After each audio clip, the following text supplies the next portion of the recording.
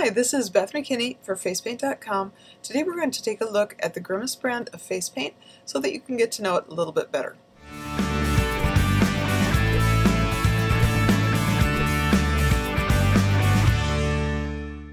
I have two palettes here, and one of them is a metallic palette with some beautiful colors on it. The other one is the standard palette, which actually does have two metallics on it as well. The colors are beautiful. We have red, pink, yellow. This is a teal or maybe a marine type of blue, more of a royal blue, brown, green, purple, white and black, which are standard and always necessary, and gold and silver. So this is a great palette because it does have the gold and the silver in it. The sacrifice they made for that was there is no orange, obviously, but you can combine red and yellow and make orange, so it's not really a big deal. So also on the metallic palette, we have beautiful colors as well. They have a pink, purple, a kind of a sea green, a pale green, more like a sky blue, a periwinkle blue, a rose color, a copper, and these two are very close golds, but I would say this one's probably bronze, and this was the gold and the silver because they match the other palette, and then a metallic white. So some really beautiful colors. I really like the palettes that they have. Each lid just pops off, just like that, and what's really nice about these is if you like to take your colors off, you can pop them off the palette. Also, if you take the lids off, do that. If you take the lids off, you can stack the colors. So you can carry them that way. I could leave this one on actually. And just twist them apart, set them down in your workspace when you're at an event. So something else that I like about the Grimas paints is they have really nice, brilliant colors. It's a glycerin-based paint, and there are no perfumes in it. So if you have people that are sensitive to perfumes, this is a great option. It's made with no chemical preservatives, so there aren't any parabens in it. And it's a very, they talk about it as being pure. So it's a great paint as far as not having things in it that you're concerned might cause allergy issues. So I really like it for that reason as well. The next thing I would like to do with these paints is show you how they look when they're on the skin. And so I'm going to use a little bit of the yellow and work that up. These are a nice creamy paint, which is a really common thing when you're talking about glycerin-based paints. So work up some yellow, and I'm going to put that right on my arm. See what it looks like. And we have good coverage. It's pretty good opacity for a yellow. Yellows are not known for being very opaque. So I think that's pretty good for a yellow. I'm going to use the green to show you what that looks like as well. It's pretty green. And next, let's see, I think let's try the blue. Although I have to say I really like that teal. Teals are a color that are normally known to be stainers in certain brands, but I picked up a little green there. Turns out in this brand it doesn't stain, which is this is a great feature. So if you're looking for a color like this and you want to do a design, you aren't going to have a bunch of staining. You'll see in a little bit when I wash this off, it's not going to stain. So it's a great color for that. So I've got some beautiful vibrant colors, and they go on. They're very comfortable on the skin. Again, that's another thing that you run into with any kind of paint that usually is glycerin based. So next I'm going to do some sponging. And this is a type of brand that I would say using a sponge to put it on is a good idea. I like the way it goes on with a sponge. And I like the way it looks. Work some into my sponge. It goes on very well for that. So it's a good brand for sponge work, anything where you're going to be using sponges. The colors come individually. So you would have to do any blending on your own, and a little bit later in the video we're going to do some blending, although you can see that here as well. If I was going to go over this with the blue and the green, we get a really nice blend. And I'm going to do that beautiful teal, and again you can see the blending of those two colors, and it blends really beautifully.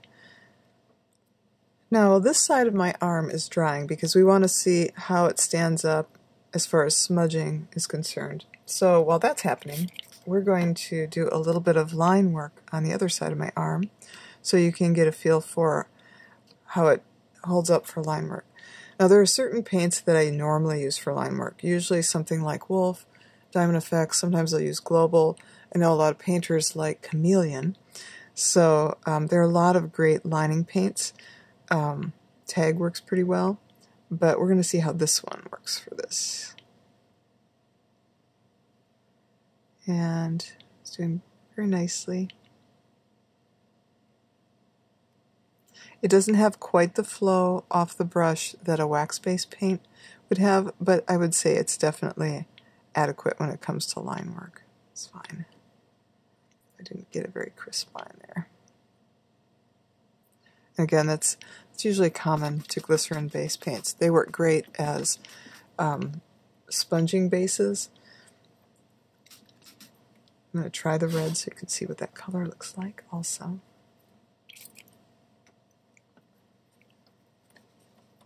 So I'll work some up. It's really important to work plenty of water into your paint so you can allow it to flow off your brush fairly well. So let's try it with the red. And here's our red.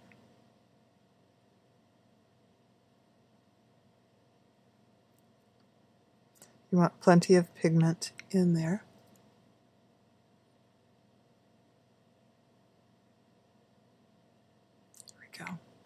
So I'm going to make sure my hands are dry because moisture will reactivate the paint.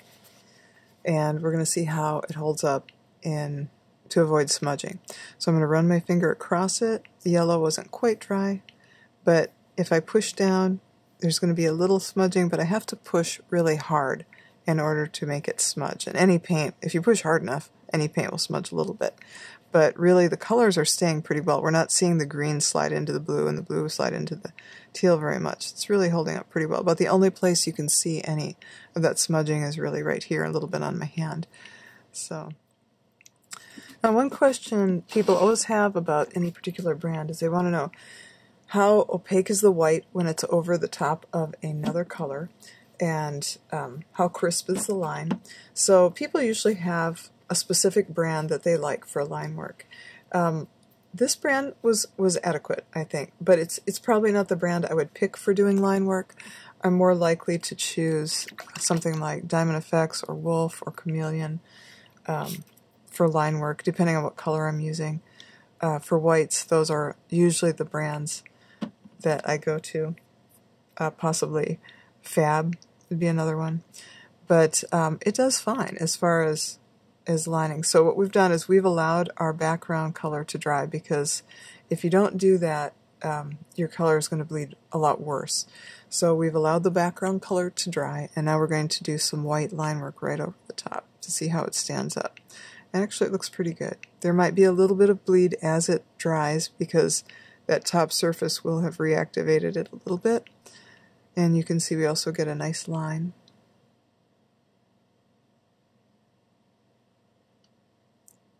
Some little teardrops here. And it looks good over the top of the color.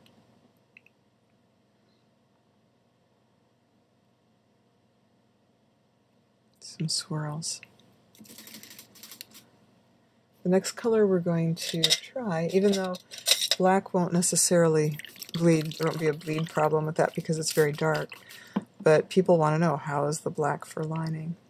I know as a painter I've become less inclined to use black for all of my lining. Depends on what I'm using it for, but many of the designs I've been using just dark, bright colors for line work. So any of these darker colors would work great for that. So I'm going to do some black, and we can see white's still looking pretty good as it dries. And now we're going to do some black.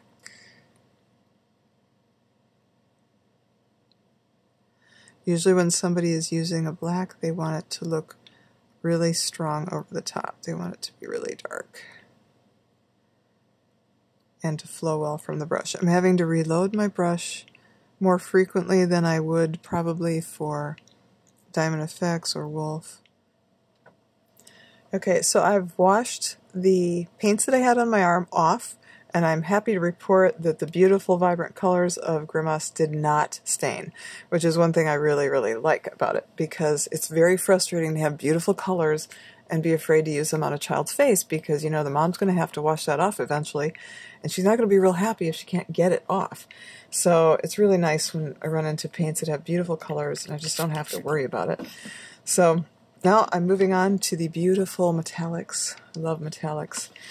I'd like to show you how some of these look on the skin. They're very pretty, so I'm going to start with this coral color right here. I'm going to add some water to it. And I'm going to put some on my sponge so you can see how it looks. Get out of the way. On my arm, actually I think I'll use the back of my arm. Give myself more space.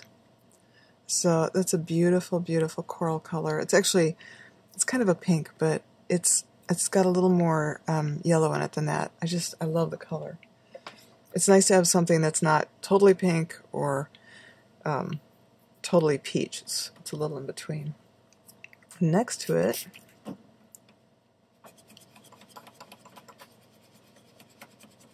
I'm going to put some of this rose color. Again, very pretty color. I love the delicate colors that they have in their paints when it comes to the metallics. I really, really, really like them. I'm going to try some of this pretty purple, kind of a lavender, purple orchid, whatever you want to call it, but it's pretty. These are colors I use a ton when it comes to doing designs for girls. They're the top chosen colors, for sure, followed by light blue and maybe teal. Use this one next. Well, maybe I'll try this one instead, because I think it'll go well next to this. So you can see the periwinkle.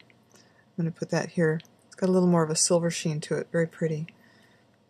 And then I'm going to use this, which is more of a sky blue, next to that. It tends to be a little darker. Now, just like all metallics, it is a little bit sheer, but most metallics are like that. And if I was using these on a mask, I would want them to have a little more sheer, more delicate look. So now I'm going to do this one, which is kind of a sea green. I'll do that one in a moment too. But I love these colors for the metallics. And then finally, this green. And then I'm running out of arm at this point. But you can see how pretty these colors are. They would be beautiful in any kind of mask or eye design. I could go right to them. I don't have to add anything to them, take anything away from it. It's just a beautiful color the way they are. Now, even though I was working primarily with these beautiful colors, because I like those colors, I also want to show you how the golds and the silver look on the skin, because we use those a lot too as face painters. So I'll start with this gold, and I'm going to use a brush for this instead of the sponge, so you can get an idea how that looks, how it goes on. And right here,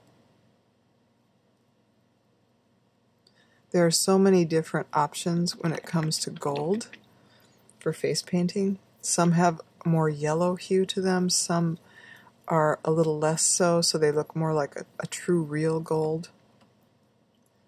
So here they have two options. This one is a little more yellow, that one might be considered a more like a true gold maybe. But they're both beautiful colors, either one of them. I like the copper also really well. Again, these would be just beautiful for doing any kind of eye designs. If you're doing some kind of a African theme party and you want, instead of going with the traditional straight yellow and orange and red that a lot of times you'll see for kids with the matte colors, you go with these pearl colors, especially if you're doing kind of an exaggerated makeup look for women. These would be great for that because they don't necessarily want the wild colors, but they want that shimmer, and these are beautiful choices for that. And it's a very pretty silver color. You can see how that looks. Again, a little bit sheer, but that's okay. We see that a lot with the metallics, and that's okay, especially if you're doing an eye design. You don't really want it to be opaque. You want it to have a little sheerness to it. It's more like makeup that way. So there we go. And last one. I might as well do this one too. I think it's the only color I haven't put on my arm yet. So this is the metallic white, and it's almost like a silver white. It's a beautiful color. I really like it. You can see how that looks. And the last thing I would like to do with the metallics before I move on and close this up is I'd like to do a little bit of line work with them. Metallics are more likely to be used for a background color if you're sponging, but there are times when you want to do outlining. So you want to see how they look before you do that. So I'm going to use the blue, and I'm going to go up here on my arm. You've got a spot where you can see. And that actually is some beautiful line work from this.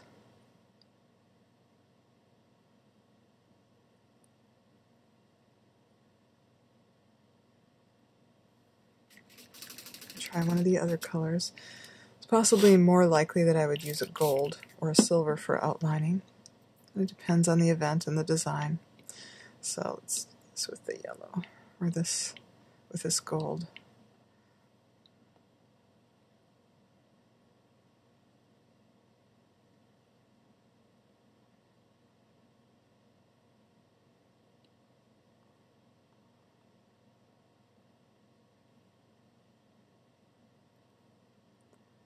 End up going right over those a little bit. And then I'm going to do the same thing with the silver because, again, that's a color that you're more likely to use if you are lining. I've got a dragon design, and sometimes kids would like it outlined with silver. Looks pretty cool. Or they may want it with the gold. So I hope this was helpful for you today. Please subscribe to other videos, and if you have any questions, you can leave it in the comments below. Thanks so much. Bye-bye.